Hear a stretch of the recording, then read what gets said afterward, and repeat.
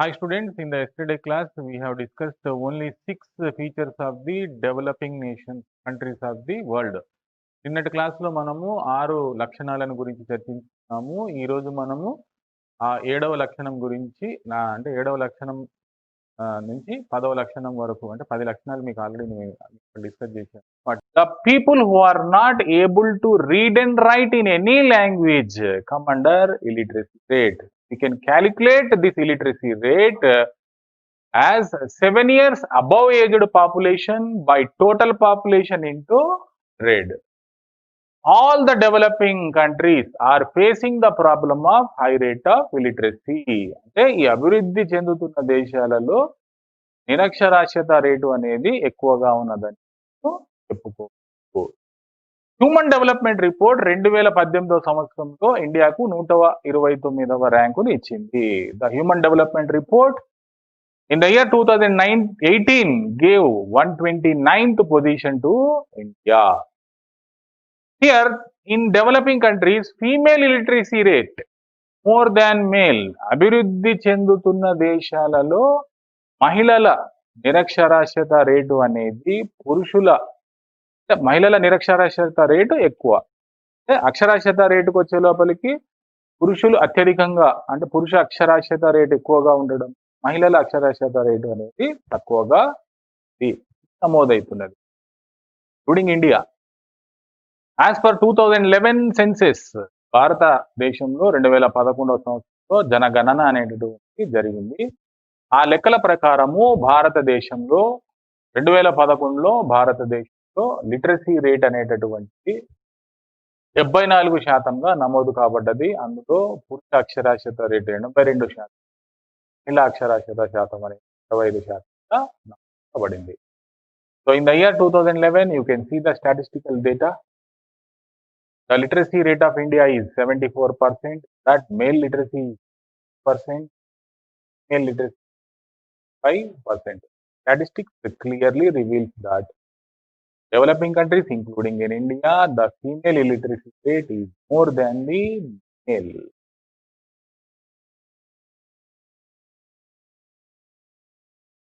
Because of this illiteracy, we are not in a position to utilize the available natural resource proper way. Because of this low industrial progress, low employment opportunity, finally low per capita. Now I am going to explain another feature of the developing world. ఒక ప్రధాన లక్షణం the real economy ఆర్థిక ద్వంద్వత్వం. Okay? Means all the developing countries are divided into two sectors. One is modern sector known as market economy, another one is the traditional sector. All the developing countries of the world are divided into modern sector, another one is traditional. This modern sector is known as the market economy. It exists in the urban areas. Modern sector ఆధునిక రంగం ఏదైతే ఉందో అది పట్టణ ప్రాంతాలలో, traditional sector సాంప్రదాయ రంగం ఏదైతే ఉందో గ్రామీణ ప్రాంతం.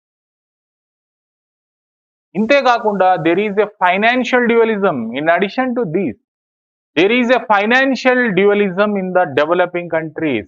The financial sector is also divided into two groups. One is organized sector, for example banking. Another one is the unorganized sector, for example money lender. ఆర్థిక రంగం కూడా ఈ అభివృద్ధి చెందిన దేశాలలో రెండు రంగాలుగా విభజితమై ఆర్గనైజ్డ్ నియంత్రణ ఉన్నది.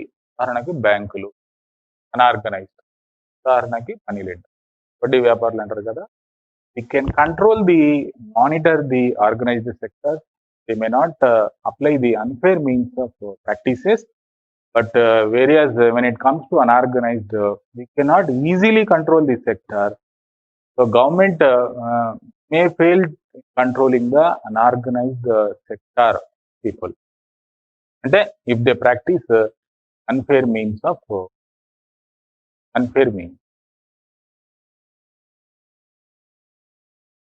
Now the ninth feature of the developing countries of the world is underdeveloped natural resources. అంటే సహజ వనరులను అల్పంగా వినియోగించడం జరుగుతుంది. అంటే సక్రమంగా వినియోగించబడడం లేదు, అల్పంగా ఉపయోగించుకుంటుంది. Not in a proper way. I already told you that in the developing countries, especially the country like India, the availability of the natural resources plenty. లభ్యత చాలా బాగున్నది, but these natural resources are being underutilised or misutilised, not utilising in a proper way. Fertile soil విషయానికి వస్తున్నది. Fertile soil and adequate supply of water is good enough to develop the agricultural sector. India, the availability of the water, the irrigation sources, good, but we are not in a position to utilize the available water facility, the agricultural sector. అంటే వాడుకుంటున్నాము, కానీ ఇంకా చాలా చేయవలసింది ఉన్నది. ఫలితంగా ఈ వ్యవసాయ ఉత్పాదకత అనేది తక్కువగా ఉన్నది. ఇంకను వర్షాధారంపై ఆధారపడి వ్యవసాయ రంగాన్ని, అంటే వ్యవసాయ భూములను సాగు చేస్తున్నారు. Now also the farmers are depending on rainfall for the cultivation of land. And why it is means technological backwardness, సాంకేతికంగా వెనుకబడి ఉండడము. Low capital, the scarcity of the capital are the main reason for the developed natural resource. Because of the poor technology and the use of poor technology, old methods of techniques, because of lack of availability of the capital resources are the main reasons for the underdeveloped natural resources, not utilization of the natural resources in the proper way. Now, the very important feature of the developing countries of the world is unemployment, నిరుద్యోగిత. ఇది చాలా చాలా ప్రధానమైనటువంటి లక్షణంగా మనము చెప్పుకోవచ్చు. Unemployment is a very serious problem faced by the developing countries of the world, including India. నిరుద్యోగం అనేటటువంటిది ఈ అభివృద్ధి చెందుతున్న దేశాలలో ఒక ప్రధాన లక్షణం లేదా సమస్యగా మనం చెప్పుకోవచ్చు. Agricultural sector is greatly suffering with seasonal and disguised unemployment. Agricultural sector in these countries suffering with the seasonal and disguised unemployment. వ్యవసాయ రంగంలో ఋతువారీ ప్రచ్ఛన్న నిరుద్యోగిత అనే సమస్యలు ఉన్నాయి. What is meant by seasonal unemployment? Seasonal unemployment is nothing but a monsoon gambling. ఋతుకాలం ప్రారంభమైంది అంటే ఆటోమేటికల్ గా వ్యవసాయ శ్రామికులకు ఉద్యోగ అవకాశాలు దొరుకుతున్నాయి. ఒకవేళ ఋతుకాలం ముగిసింది అని అనుకుంటే ఆటోమేటికల్ గా వ్యవసాయ శ్రామికులకు ఉద్యోగ అవకాశాలు తక్కువవడం లేదా కోల్పోవడం జరుగుతున్నది. For a period of 6 months they are employed, for a period of 6 months they are unemployed.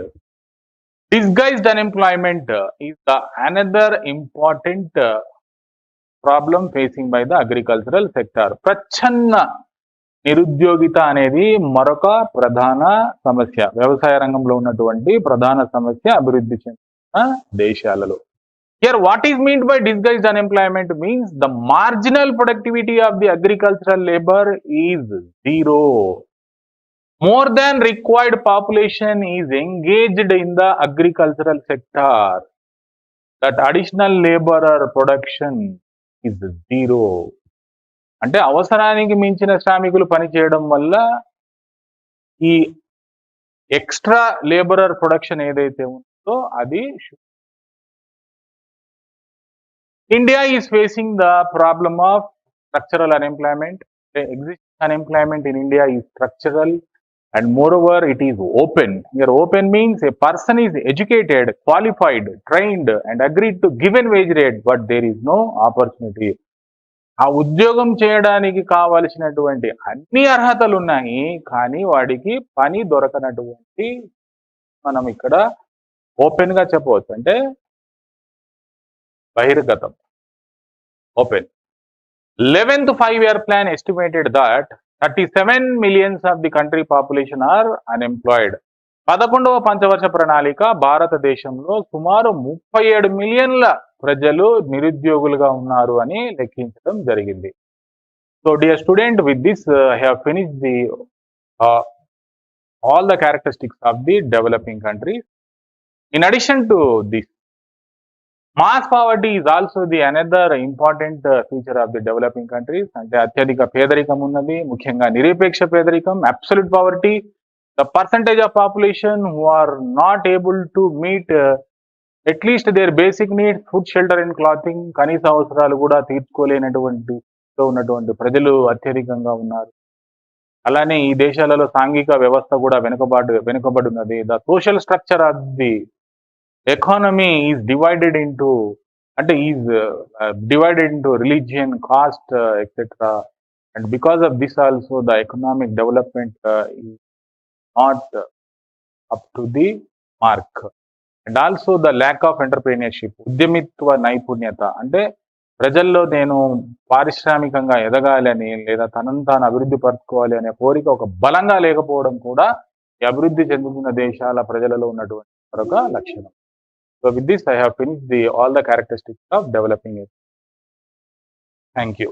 In the second year it is the very important topic. Therefore I inform all the students, please prepare this question thoroughly and go through all the features of the developing countries of the world. Discuss all the features, your teachers, and clarify all your doubts. I have a clear idea about the characteristics of all the developing countries of the, because it may come under the essay question and some of the features may be asked in the very short question. Therefore I am giving you a simple assignment ఏంటి అంటే మీరు ఆ characteristics లో చూసి ఉంటారు, literacy rate, లేకపోతే disguised unemployment, లేకపోతే seasonal unemployment, open unemployment, ఇలాంటి క్వశ్చన్, ఇలాంటి ఎక్స్ప్లెనేషన్ ఏదైతే ఉందో అలా మెయిన్ గా ఉన్న students. Today I am going to explain the objectives of economic development from economic second year, economic development of India. Let me introduce myself. My name is S. Karim. I am from Government Junior College, Sitapal Mandi. Dear students, ఈ రోజు మీకు ఆర్థికాభివృద్ధి లక్ష్యాలను గురించి వివరించదలుచుకున్నాను. Before going to start the objectives of economic development, ఆర్థికాభివృద్ధి లక్ష్యాలలోకి నేను enter అయ్యే ముందు మీ అందరికీ ఒకసారి ఆర్థికాభివృద్ధి అంటే ఏంటో గుర్తు చేయదలుచుకున్నాను. I want to remember you that to recollect your gained knowledge in the concept of economic development. Dear students, the economic development is nothing but an increase in the real output of goods and services along with the institutional changes, which is a broader concept than the growth. So, which relates to the developing nations of the world, developing countries of the world. Dear students, objectives, based on which objectives we should have to develop our country. ఏ లక్ష్యాలను మనం దృష్టిలో పెట్టుకొని మన దేశాన్ని అభివృద్ధి పరచుకోవాలి, ఎటువంటి లక్ష్యాలను మనం నిర్ణయించుకుంటే మనము అభివృద్ధి చెందిన దేశంగా మారుతాము. What kind of objectives we should have to fix to develop our nation and to reach the economic growth, now we are going to discuss. The major objectives of the economic development are high rate of growth, అధిక వృద్ధి rate, social justice, సామాజిక న్యాయం, modernisation, ఆధునికీకరణ, economic stability, ఆర్థిక స్థిరత్వం, inclusive growth, సమ్మిళిత వృద్ధి, economic self Reliance, మన స్వయం సమృద్ధి, ఆర్థిక స్వాలంబనగా మనం దీన్ని చెప్పుకోవచ్చు. ఇటువంటి ప్రధాన లక్ష్యాలతో ఆర్థికాభివృద్ధి అనేది ఉంటుంది. These are the major objectives of economic development. Now I am explaining each objective of the economic development in detail. ప్రతి లక్ష్యం గురించి మనము ఇక్కడ చాలా క్లుప్తంగా చాలా సవివరంగా చర్చించుకుందాం. The first objective of the economic development is high rate of growth. అధిక వృద్ధి రేటు మీరు గమనించవచ్చు. అధిక వృద్ధి రేటును మనము ఆర్థికాభివృద్ధి లక్ష్యంగా ఇక్కడ పోవడం జరిగింది. A students after attaining the independence, భారతదేశానికి స్వాతంత్రం వచ్చాక భారతదేశము వృద్ధి రేటును పెంచడానికి చాలా తీవ్రమైనటువంటి చర్యలు తీసుకున్నదని చెప్పవచ్చు. అంటే వ్యవసాయ అభివృద్ధి, పారిశ్రామికాభివృద్ధి మీద ఒక ప్రత్యేకమైనటువంటి శ్రద్ధను చూపించింది. ఫలితంగా ఈ ఆర్థిక వృద్ధి రేటు అనేది ప్రోగ్రెస్ అవ్వడం మొదలుపెట్టింది. ఇక్కడ ఆర్థిక వృద్ధి rate, what is meant by economic growth rate? The production of goods and services, the percentage of goods and services produced in the previous year and the percentage of goods and services produced in the current year. If there is a enhancement in the production of goods and services, there is means an increase in the production of goods and services, value of the goods and services, it indicates that there is a economic growth rate. This economic growth rate was recorded 3.5% up to the 1980. It means up to 1980 in our country the growth rate was very slow. ఈ ఆర్థిక వృద్ధి rate అంటే ఈ వస్తు సేవల ఉత్పత్తిలో పెరుగుదల rate, ఈ సంవత్సరము డెఫినెట్లీ దేశంలో వస్తు సేవల ఉత్పత్తి అనేది జరుగుతూ ఉంటుంది. అయితే ఈ రేట్ అనేది ఎంతలా పెరుగుతుంది అనేది మనం గమనించినట్లయితే 1980 సంవత్సరం వరకు భారతదేశంలో ఈ వృద్ధి రేటు అనేటటువంటిది చాలా తక్కువగా ఉన్నదని మనము గమనించవచ్చు. Annual growth rate of GDP was 3.7%. ఇప్పుడు చెప్పాను, it is around 3.5 to 3.7% up to 1980. But simultaneously the population growth rate was very high. భారతదేశంలో జనాభా పెరుగుదల అనేది స్వాతంత్రం వచ్చాక అత్యధికంగా నమోదు కావడం మొదలుపెట్టింది. ఇది 2.5%, 2.5% కంటే అత్యధికంగా ఉండడం వలన గ్రోత్ రేట్ అనేది రికార్డ్ అయినప్పటికీ జనాభా వృద్ధి రేటు అనేటటువంటిది వృద్ధి రేటు కంటే అత్యధికంగా ఉండడం వల్ల భారతదేశంలో ఆర్థిక వృద్ధి రేటు అనేది మందగించింది లేదా స్లో అయిపోయిందని మనము చెప్పుకోవచ్చు. అయితే డెవలప్డ్ కంట్రీస్, అభివృద్ధి చెందిన దేశాలలో వృద్ధి రేటు అనేది 10% కంటే అత్యధికంగా నమోదైంది. మన నేబర్ కంట్రీ చైనాలో కూడా ఈ వృద్ధి రేటు అనేది మోర్ దాన్ 10%గా ఉండడం. సైమల్టేనియస్లీ ఎకనామిక్ డెవలప్మెంట్ లో రేస్ అనేది స్టార్ట్ చేసినప్పటికీ చైనా అనేది మనకంటే వృద్ధి రేటులో ముందంజలో ఉండడము, డబుల్ డిజిట్ లో ఉండడం వలన so it has reached the position of the top because of the high population. అధిక జనాభా ఉండడము, వృద్ధి రేట్ అనేది స్లోగా ఉండడము, అంటే పారిశ్రామిక వృద్ధి రేటు అనేటువంటిది ఆశించిన స్థాయిలో లేకపోవడం వల్ల భారతదేశంలో ఈ వృద్ధి రేటు, ద గ్రోత్ రేట్ అనేది తక్కువగా నమోదైందని మనం చెప్పవచ్చు. కాబట్టి ఆర్థికాభివృద్ధి ప్రధాన లక్ష్యం ఏముండాలి? What is the major objective of the economic development means to achieve the high rate of growth. అధిక వృద్ధి రేటును సాధించడం అనేది మనం ఒక ప్రధాన లక్షణంగా పెట్టుకోవాలి. High rate of growth.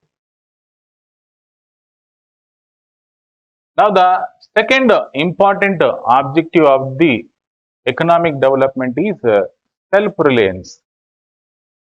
It means stand on one's own legs. Okay?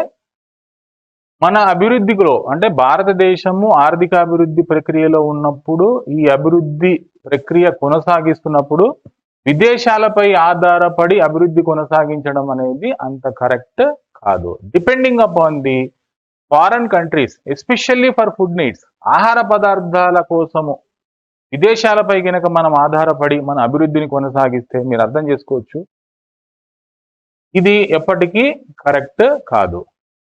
Accelerating the process of industrialisation అంటే పారిశ్రామిక అభివృద్ధిని మనం సాధించినప్పుడు మాత్రమే ఈ ఆర్థిక స్వాలంబన, సెల్ఫ్ రిలయన్స్ అనేది మనము అచీవ్ చేయగలము.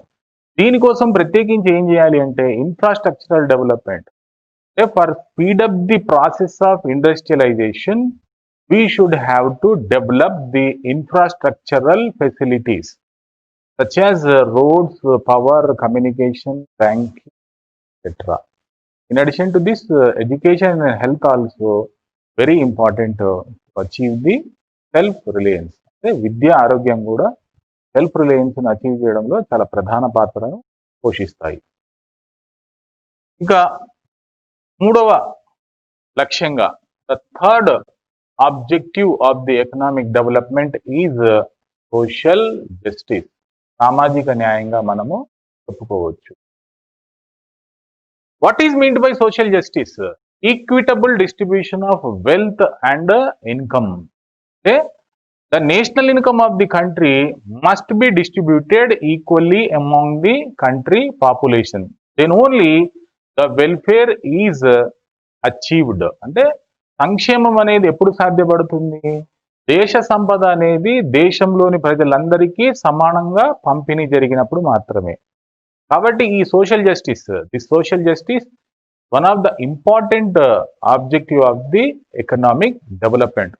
ప్రతి ఆర్థిక వ్యవస్థకి, ముఖ్యంగా అభివృద్ధి చెందుతున్న దేశాలకు ఈ సామాజిక న్యాయం అనే లక్ష్యం చాలా ప్రధానంగా ఉండాలి అనేటటువంటిది నా ఉద్దేశం. Take care of poor and weaker sections of the society. ముఖ్యంగా అభివృద్ధి చెందుతున్న దేశాలలో in the developing nation poverty one of the serious problem.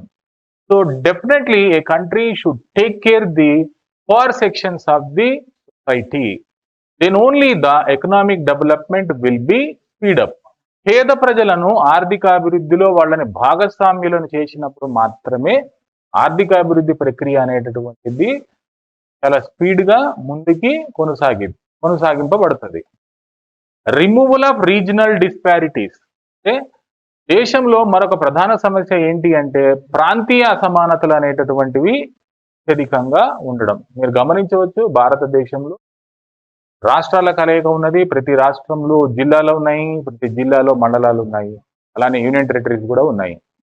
అయితే all the regions of the country are not equally developed. దేశంలో ఉన్నటువంటి ప్రతి ప్రాంతం కూడా సమానంగా అభివృద్ధి సాధించిందా అంటే కాదని చెప్పవచ్చు.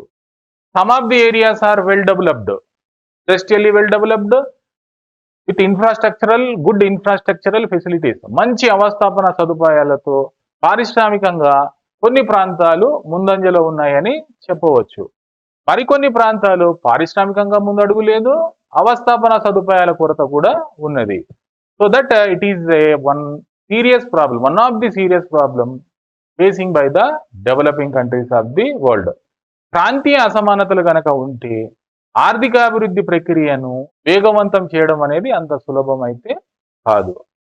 So if there is a regional disparities in the economy or the country, so progress in the economic development will not be speed up. Therefore, removal of regional disparities, ప్రాంతీయ అసమానతలను తొలగించడం అనేది ఆర్థికాభివృద్ధికి ఒక ప్రధాన లక్ష్యంగా ఉండాలి.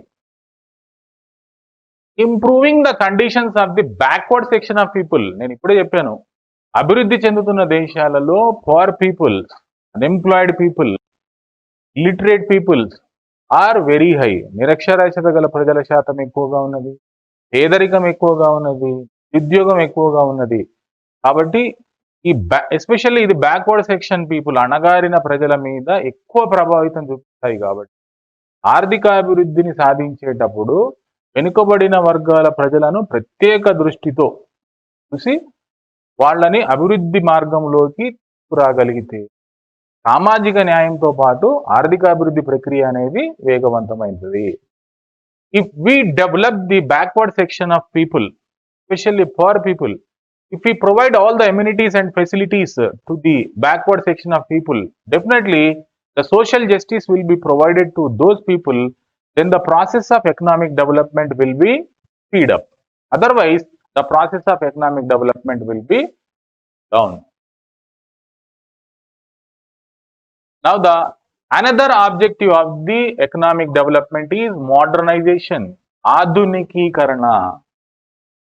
ట్రెడిషనల్ నుంచి మోడర్న్ వైపు మనము ప్రయాణాన్ని కొనసాగించడం మొదలుపెట్టాము. ఖచ్చితంగా కాలం ఎవరి కోసమైతే ఆగదు. కాలం అనేటటువంటిది ముందుకు సాగుతూనే ఉంటది. కాలగమనంలో మనము సాంప్రదాయ రంగం నుంచి ఆధునిక రంగం వైపు ప్రయాణాన్ని సాధిస్తున్నాం. దీనికి ముఖ్యంగా సాంకేతిక పరిజ్ఞానం అనేది చాలా హెల్ప్ అయిందని చెప్పవచ్చు. So without the modernising the economy we cannot reach growth or we cannot develop our country. Modernisation means అసలు ఏంటి మోడర్నైజేషన్ అంటే improving the standard of living of the people. అంటే మన జీవన ప్రమాణ స్థాయిలలో మార్పులను తీసుకురావడమే ఆధునికీకరణ, మోడర్నైజేషన్ గా చెప్పవచ్చు. ఇది ఎలా సాధ్యమవుతుంది? మోడర్నైజేషన్, ఆధునికీకరణ ఎలా సాధ్యమవుతుంది సార్ అని అడిగితే use of modern methods of production, కొత్త పద్ధతులను కనుక్కోవడం, ఉత్పత్తి పద్ధతుల్లో మార్పు తీసుకురావడము, టెక్నాలజీ అంటారు కదా, అట్లా ఉత్పత్తి పద్ధతులు అంటే tools and techniques, bringing the upgradation and modernization in the tools and techniques, tools in the production activity known as modernization. So expansion of infrastructural facilities, not only the bringing the advanced methods of production, expansion of infrastructural facilities, అవస్థాపన సదుపాయాలను కూడా మనము అభివృద్ధి పరచుకోవాలి. అవస్థాపన సదుపాయాలు కల్పించకుండా పారిశ్రామిక అభివృద్ధి సాధ్యపడుతుందా అంటే అంత easy కాదు. పారిశ్రామిక అభివృద్ధి జరగకుండా అంటే వ్యవసాయ అభివృద్ధికి, పారిశ్రామిక అభివృద్ధికి అవస్థాపన సదుపాయాల అవసరం అయితే చాలా ఉన్నది. మొదట మనం వ్యవసాయ రంగాన్ని అభివృద్ధి పరచుకోవాలి.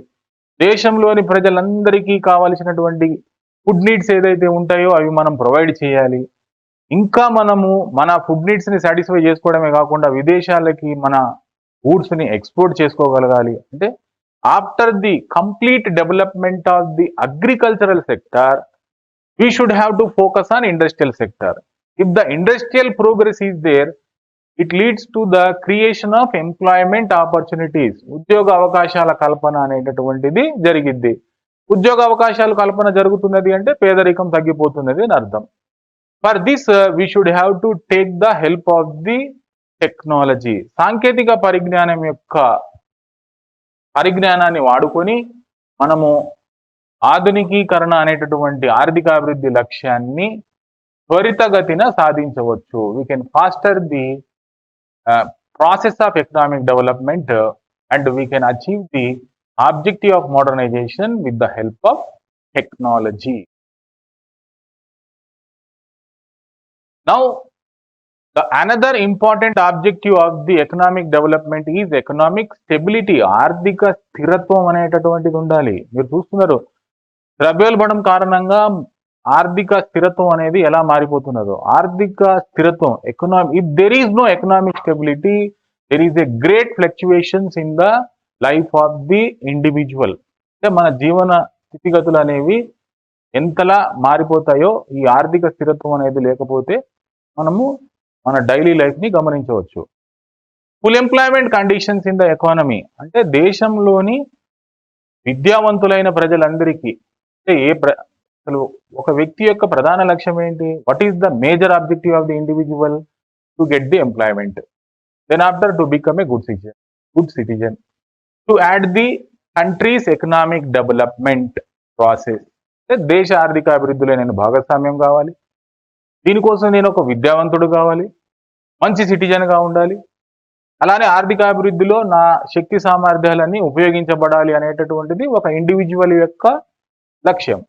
మరి ఇది ఎలా సాధ్యమవుతుంది అంటే ఎకనామిక్ స్టెబిలిటీ కనుక ఉంటే, ఫుల్ ఎంప్లాయ్మెంట్ కండిషన్స్ కనుక ఆర్థిక వ్యవస్థలో ఉంటే, if there is a conditions, favourable conditions to the full employment, then there is a full speed up in the process of economic development. How it is possible? మరి ఇది ఎలా సాధ్యమవుతుంది? Inflation.